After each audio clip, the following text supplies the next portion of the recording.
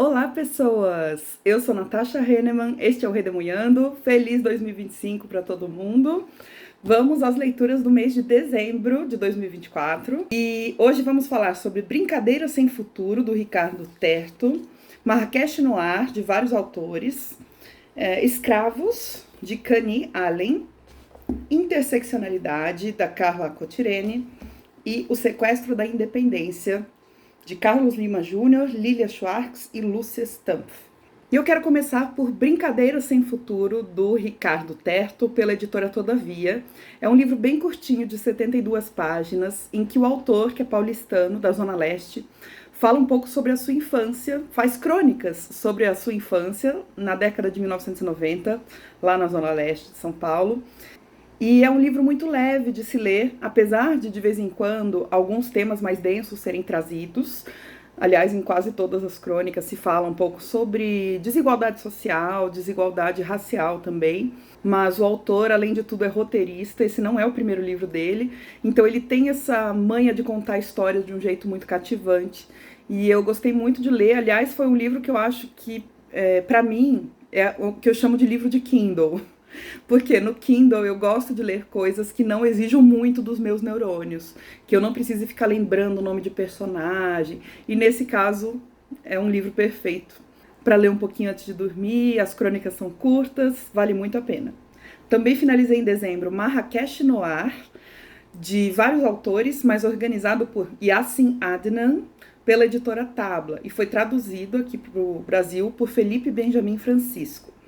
Esse livro faz parte de uma coleção chamada Antologia Noir, e tem vários outros livros, então tem Beirute Noir, Bagdá Noir, Teherã Noir, eu quero ler todos, inclusive. Parece que tem até Rio Noir, Rio de Janeiro. E basicamente é uma reunião, nesse livro são 15 contos de 15 autores diferentes, incluindo 4 autoras, mulheres, que vão ter como cenário a cidade de Marrakech, no Marrocos, porém pelo seu lado mais sombrio, vamos dizer assim, a parte mais criminosa, de turismo sexual e coisas desse tipo. Então, como acontece em praticamente qualquer livro de contos, tem contos melhores, outros piores, mas eu gostei da cidade como personagem, eu realmente senti um pouco a vibe da cidade de Marrakech, só que não foram contos super impactantes. Na introdução, o prefácio, agora eu não lembro, esse organizador, Yassin Adnan, comentou que lá no Marrocos, até pouco tempo atrás, não era permitido escrever livros sobre crimes, tipo livros policiais e coisas assim. Então, quando ele telefonou para os autores convidando, muitos autores recusaram, porque ia sair muito da zona de conforto deles escrever sobre esse tipo de coisa. E eu acho que a inexperiência nessa área de escrita, para mim, apareceu no livro. Também finalizei a leitura de Escravos, de Kani Allen, pela editora Palas, com tradução de Laura Alves e de Aurélio Barroso Rebelo. É um livro de 258 páginas. O autor é do Togo, é professor universitário. E nesse livro, aliás, esse livro foi dica primeiro da Camila Navarro, do canal e Instagram Viajando. Ela lia um livro de cada país, e do Togo foi esse que ela recomendou. E depois a Lorena, alguns anos depois, a Lorena, que acompanha aqui o Redemunhando, me instigou a ler de novo. E esse é um dos 40 livros de ficção para ler antes dos 40, eu resolvi pegar agora em dezembro.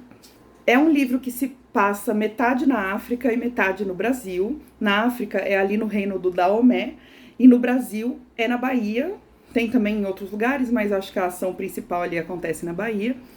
E tem como um dos protagonistas um místico, uma espécie de religioso ali, que exerce uma função religiosa naquela sociedade, mas no final do século XVIII, começo do século XIX, que são momentos muito cruciais, eu diria, para o tráfico de pessoas escravizadas.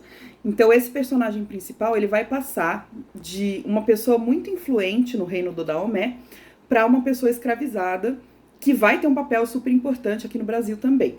E na minha visão, esse livro ele vai muito na mesma linha do Um Defeito de Cor, da Ana Maria Gonçalves, do Nada Digo de Ti, Quem Te Não Veja, da Eliana Alves Cruz, que são livros excelentes, Porque ele é mais um desses livros que vai ter como principal tema a escravidão ou a escravização das pessoas, mas sempre de um ponto de vista do escravizado, só que como sujeito, não como objeto.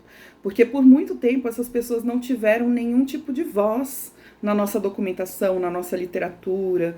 E esses autores e autoras têm resgatado esses personagens como protagonistas. Isso é muito bacana. Então, só para dar uma ideia, por exemplo, esse protagonista ele tem laços familiares muito fortes, ele tem conhecimentos que ele traz da sua vida pregressa. Ele é um personagem complexo, ele não é um personagem simples que começa a sua vida a partir do momento em que ele é escravizado e visto somente como objeto, né? E outra coisa que eu gostei muito é que aqui a gente consegue ter a noção do quanto a Europa, a América e a África são 3 continentes que foram interligados pelo Oceano Atlântico nesse período de escravização, de tráfico de pessoas. A gente até chama de mundo atlântico, né? E nesse livro você consegue ver todas as conexões, como é que realmente era tudo muito amarrado, assim. Você não consegue pensar a América sem a África e sem a Europa e vice-versa. Vamos às últimas 2 leituras que eu realizei agora em dezembro de 2024. 2 livros que estavam na minha lista de 40 livros de não ficção para ler antes dos 40. Um desses livros que eu queria ler é um da coleção Feminismos Plurais. E eu acabei pegando esse aqui, Interseccionalidade, da Carla Cotirene, que é publicado pela editora Pollen. Essa coleção é organizada pela Djamila Ribeiro. Nesse livro, a Carla Cotirene, que na ocasião da escrita do livro era mestra e doutoranda em estudos interdisciplinares de gênero, mulheres e feminismos pela Universidade Federal da Bahia, vai nos explicar um pouco sobre o conceito de interseccionalidade, que é originalmente de uma intelectual chamada Kimberlé Crenshaw, só que isso já aconteceu com outros livros dessa coleção para mim. Eu achei que ele não é tão acessível assim na escrita. E a proposta dessa coleção é ser bastante acessível, tanto no preço quanto na forma de apresentar os conceitos pra gente, pros leitores.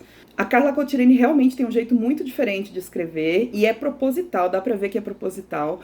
Ela quer encarar essa forma acadêmica, ocidental, branca, masculina de escrever. Então ela quer se contrapor a isso. Mas, para mim, que estou acostumada com essa outra forma de se escrever, eu achei um pouco confuso às vezes. Ela traz ao mesmo tempo a parte acadêmica e a parte, talvez, da escrevivência, para usar o termo aí da Conceição Evaristo, e um negócio um pouco mais labiríntico na minha leitura. Então eu achei um pouco menos acessível do que eu esperava. E também li O Sequestro da Independência, uma história da construção do mito do 7 de setembro, de Carlos Lima Júnior, de Lilia M. Schwartz e de Lúcia K. Stumpf, pela Companhia das Letras. E esse livro vai discutir o que é a independência do Brasil, o que foi a independência do Brasil, o que foi esse processo, mas principalmente de que forma nós enxergamos a independência do Brasil a partir de coisas que foram sendo construídas na nossa cabeça. Então, por exemplo, por que a gente acha que o marco principal da independência foi o Grito do Ipiranga no dia 7 de setembro de 1822? Poderia ter sido qualquer outra coisa, tá? Tem vários outros eventos que também poderiam ter sido escolhidos como canônicos para a independência do Brasil. Mas por que a gente associa direto com o Grito do Ipiranga? Por que tem algumas pinturas, como essa, por exemplo, que ficam na nossa cabeça? Por que a gente não discute outros movimentos e outros processos de independência que foram igualmente importantes, às vezes mais importantes? Por exemplo, as guerras que houveram na Bahia, no Maranhão.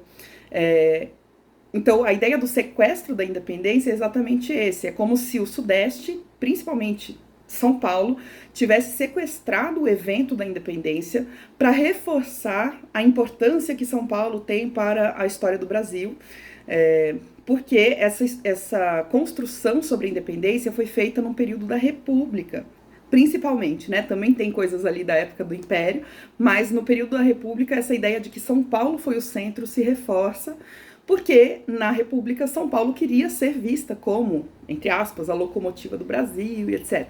Então eles vão analisar discursos aqui nesse livro, símbolos que a gente elege para a independência. pinturas, inclusive. Olha que livro bonito, gente. Ele tem várias imagens ao longo do livro, e as imagens são tratadas como documentos históricos e não somente como ilustrações. Os autores, eles descrevem aquele documento, o que significa cada coisa daquele quadro.